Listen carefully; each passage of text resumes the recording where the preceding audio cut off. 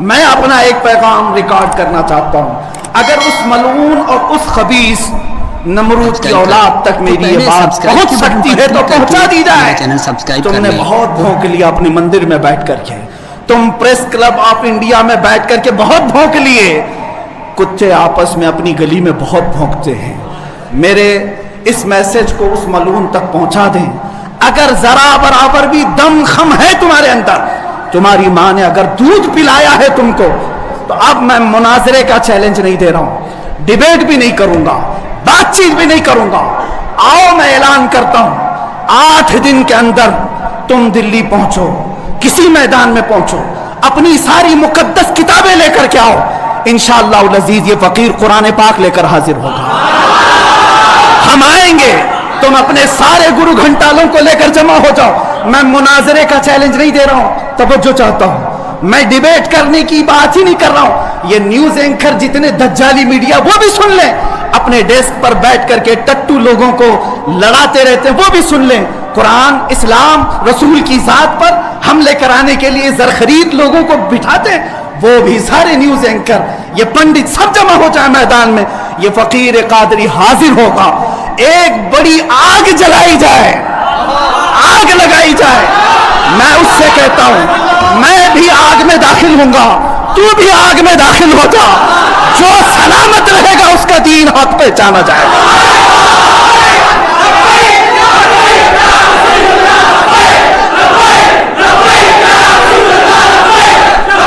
بہت ہو گیا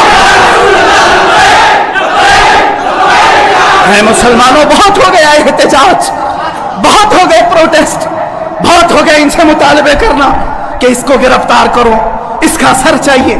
آؤ آج آر پار کی بات کر لیتے ہیں۔ زمانہ گزر گیا، 800 سال ہو گئے، سرکار غریب نواز کو بھی یہی چیلنج کیا گیا تھا۔ معین الدین حسن چشتی نے ہند میں یہ بتایا تھا کہ جو نبی کا غلام ہوگا وہ آگ میں بھی کود جائے گا۔ انشاءاللہ العزیز میں گنہگار ضرور ہوں، میرے اخلاق برے ضرور ہیں، لیکن جب بات میرے مذہب کی آئے گی، قرآن کی آئے گی، نام مصطفیٰ کی آئے گی، میں برسر اعلان آج پھر کہتا ہوں، آؤ تم سارے پنڈت مل کر کے آؤ، آگ لگائی جائے، تم سب پوری دنیا کو دکھانا میں بھی آگ میں داخل ہوں گا، تم بھی آگ میں آ جانا، دیکھتے ہیں کس کے جسم کو آگ جلاتی ہے۔ اگر میں سلامت رہا تو میرے دین کی بات ہوگی، اور انشاءاللہ العزیز مجھے یقین کامل ہے کہ اگر آگ پر بھی کسی کا حکم ہوتا ہے تو صرف میرے رب ذوالجلال کا ہے۔ دوست، میرے نبی کی شان میں گالیاں دی گئی ہیں، 25,000 لوگوں نے گستاخی کی ہے۔ تم بھی تو رات بھر انٹرنیٹ چلاتے ہو، پورا کا پورا وقت اپنے موبائل میں صرف کرتے ہو، جانا ہے تمہیں بھی میرے آقا کی بارگاہ میں، یاد رکھنا حضور پاک صلی اللہ تعالی علیہ وسلم کے دربار میں جانے والے ہو اور تمہارا کوئی عذر قبول نہیں کیا جائے گا۔ حضرت سعد بن ربیع کی وہ بات مجھے یاد آتی ہے، جنگ احد میں حضور کی حفاظت کے لیے لڑتے لڑتے میدان میں ایسے آ گئے تھے کافروں کے کہ آپ کے گوشت کے ٹکڑے اڑ رہے تھے، جسم کے گوشت کے ٹکڑے اڑ رہے تھے، میرے آقا دیکھ رہے تھے۔ شام کا وقت ہوا، احد کا میدان، ہوازیں، سناٹا، 70 لاشیں پڑی ہوئی تھی صحابہ کی۔ اللہ کے نبی نے پکارا، میرے سعد کو ڈھونڈو، کہاں ہے سعد، کہاں ہے؟ صحابہ کہتے ہیں ہم آواز دینے لگے، سعد تم زندہ ہو، رسول تجھے بلا رہے ہیں۔ حضرت سعد بن ربیع 7 لاشوں کے نیچے دبے ہوئے تھے اور سانسیں بھی چل رہی تھی، سانسیں چل رہی تھی۔ صحابہ نے جب آواز دینا شروع کیا کہ رسول پاک یاد کر رہے ہیں، وہیں سے وہ حرکت کرنے لگے، اندر سے آواز دی، اے جوانوں سعد زندہ ہے، میں یہاں لاشوں کے نیچے دبا ہوا ہوں۔ ہٹائی گئی لاشیں تو دیکھا ان کے جسم میں کچھ بچا ہی نہیں تھا، کچھ نہیں تھا، سب پھٹ چکا ہے، پیٹ کو تک چاک کیا گیا ہے، سانسیں باقی۔ سعد بن ربیع کہتے ہیں، اے صحابہ شاید میں رسول اللہ تک نہیں پہنچ پاؤں گا، حضور اونچے ٹیلے پر بیٹھے ہوئے ہیں، شاید نہیں پہنچ پاؤں گا، میرا سلام میرے نبی تک پہنچا دینا، حضور تک پہنچا دینا۔ لیکن آنے والوں کو کیا کہا جانتے ہیں؟ میں اے جوانوں تم سب سے کہوں گا آج کے حالات میں۔ سعد ابن ابی ربیع کہتے ہیں، اے صحابہ میں تو جا رہا ہوں، میری آخری سانسیں ہیں، لیکن اگر تمہاری آنکھیں چمکتی رہی, تمہارے جسموں میں جان باقی رہی, اور میرے نبی پر اگر کسی نے انگلی اٹھائی اور گالی دی, میں قیامت کے دن اسے نہیں چھوڑوں گا. اور یاد رکھنا, اللہ کی بارگاہ میں تمہارا کوئی عذر قبول نہیں کیا جائے گا اگر تمہارے جیتے جی تمہارے نبی کی ذات پر کسی نے کیچڑ اچھالا. حضرت سعد ربی اتنا کہہ کر کے انتقال ہو گئے, وہ حضور تک پہنچائے بھی نہیں جا سکے. اے میرے عزیزو, اے جوانو, تم کیا سمجھتے ہو کہ تم دنیا سے اسی طرح نکل جاؤ گے؟ قرآن میں بھی اللہ نے کہا, ام حسبتم ان تدخلوا الجنت, تم یہ سوچ کر کے بیٹھے ہو کہ ہم جنت میں چلے جائیں گے؟ پیر صاحب کا دامن پکڑ لیا ہے, مجھے تو جانا ہی ہے جنت میں, پیر بخشوا دیں گے ہمیں. تم برس میں ایک مرتبہ 11ویں کر کے اور فاتحہ نیاز کر کے سمجھتے ہو اسلام کا حق ادا کر دیا. یہاں تمہارے نبی کی عظمت پر روز بروز حملے ہو رہے ہیں. آج کفر کھل کر کے آیا ہے سامنے, نہیں دیکھتے آپ؟ کفر کھل کر کے سامنے آیا ہے تعصب کے ساتھ. ہر شہر میں جاتے ہوئے گنڈے للکار رہے ہیں اسلام کے خلاف ہمارے ملک میں. اگر میں کھل کر کے آیا تو میرا کیا جرم ہے اس میں, میرا کیا قصور ہے اس میں کہ آپ بھی میں نہ بولوں؟ ہاں, آج تمہارے پاس طاقت ہے, پاور ہے, جو کچھ بھی حسر اور رسوخ ہے, اس سے زیادہ کیا کرو گے کہ تم مجھے جیل میں بند کر دو گے؟ میں کل کی تفسیر میں بھی یہی کہا. ایک مولانا صاحب نے کہا کہ آپ اتنا بول رہے ہیں, آپ پر ایسے ایکٹ لگائے جائیں گے کہ زندگی بھر آپ کی ضمانت ہی نہیں ہوگی. آپ پر ایسے قانون لگائے جائیں گے کہ آپ کی زندگی بھر ضمانت ہی نہیں ہوگی. میرا دل یہ کہتا ہے, اے لوگوں, اس طرح جی کر فائدہ بھی کیا؟ ایسی آزادی کس کام کی جس میں روز اٹھتے ساتھ میرے نبی کی شان میں گستاخیاں ہم سن رہے ہوں اور حضور کو کوسا جا رہا ہوں, ہم کھاتے پیتے گھوم رہے ہوں.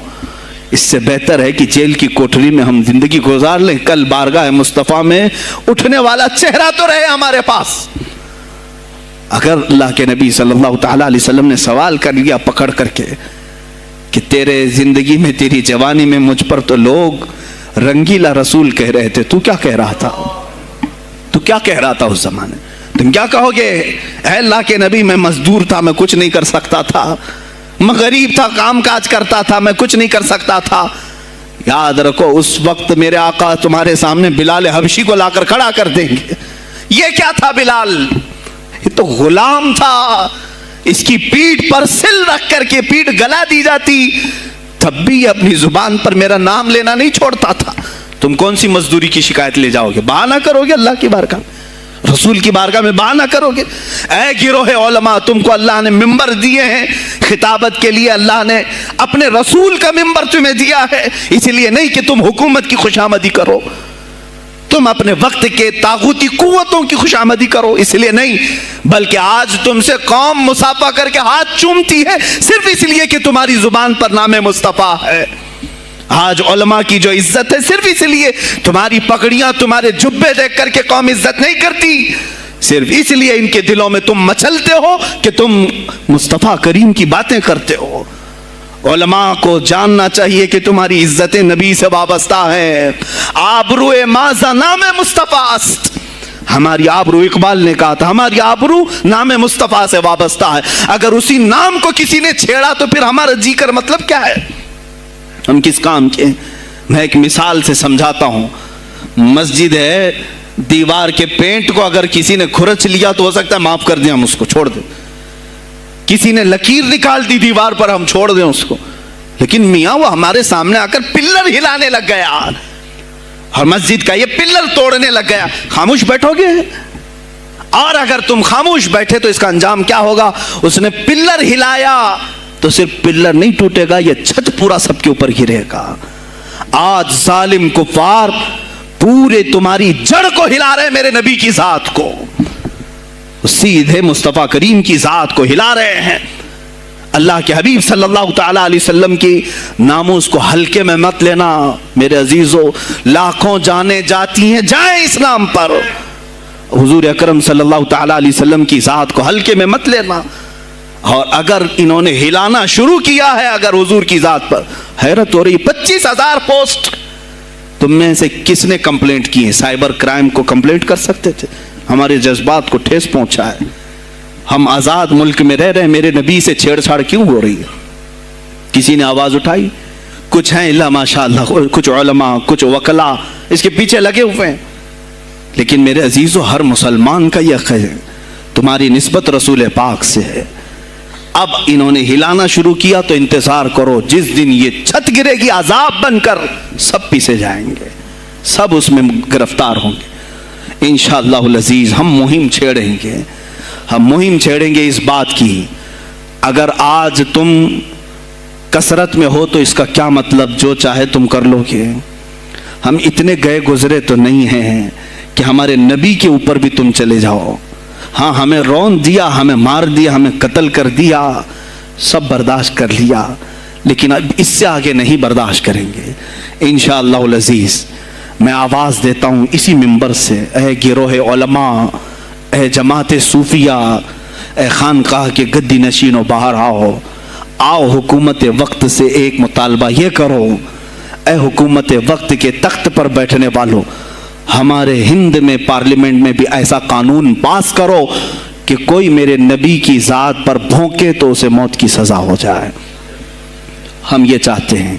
اگر اس قانون کو تمہیں لانے میں کچھ زندگیوں کی ضرورت ہے تو یہ فقیر حاضر ہے, اور میرے ساتھ بھی کچھ تمہارے لیے حاضر ہوئیں گے. لے لو ہماری جانیں اور ایک قانون ایسا بنا دو تاکہ قیامت تک پھر یہاں پر کوئی نہ بھونکے میرے نبی کی ذات پر. تم قانون صرف میرے نبی کے لیے نہیں, تم اپنے دیوی دیوتاؤں کے لیے بناؤ, شانتی سے رہو. ہم نے کبھی تمہارے خلاف بھونکا نہیں ہے, ہم نے کبھی دیوی دیوتاؤں کو چھیڑا نہیں ہے, اس لیے کہ اسلام اس کی اجازت نہیں دیتا. ہم گالی نہیں دیتے, ہم اسلام کی حقانیت سے بیان کرتے ہیں, لیکن خاموش رہنے کی یہ سزا ہمیں دی جا رہی ہے کہ ہمیں گالیاں دیتے دیتے یہ اب ہمارے نبی تک پہنچ گئے, ہماری ماں عائشہ صدیقہ تک پہنچ گئے, اور ہمارے تمام اکابرین اسلاف تک پہنچ گئے. اور 25 کروڑ کی تعداد میں خاموشی یہ اچھی نہیں ہے میرے عزیزوں, اچھی نہیں ہے.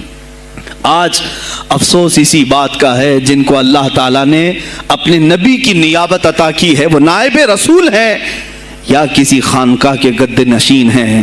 تم یہ مت سمجھ لینا کہ تمہارے آبا و اجداد کمال کے تھے, بزرگان دین تھے, تم چھوٹے جاؤ گے.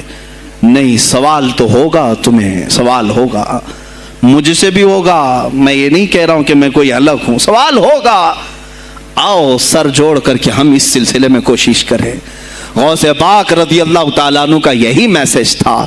ہندوستان میں شہاب الدین غوری نے جو پرچم اسلام لہرایا, وہ آج تک اس کی دین ہے کہ مسلمان زندہ ہیں, آپ مسلمان باقی ہیں. پوری دنیا میں نظام کو صحیح کرنے کے لیے آواز اٹھانا یہ بھی اولیاء کاملین کی بات ہے, ان کی صفات ہیں. صرف اپنی خانقاہ میں اللہ اللہ اور ذکر کرانا ہی ان کا کام نہیں تھا, وہ دلوں کو تو دھلتے ہی تھے, لیکن جو نظام سنبھال رہا ہوتا اس کی باغ ڈور کو بھی دھلتے تھے, اس کی بھی صفائی کرتے تھے. تو اللہ کا ڈر رکھنے والا کرسیوں پر آئے, جو کسی کا خون چوسنے والا نہ آئے. عزیزان گرامی وقار, اپنے سیاسی شعور کو بھی بیدار کرو, سیاست کو سمجھو. تم کب تک استعمال ہوتے رہو گے؟ اب اس میں علماء کو بھی آنا چاہیے کہ ان کے سیاسی شعور کو بیدار کرے.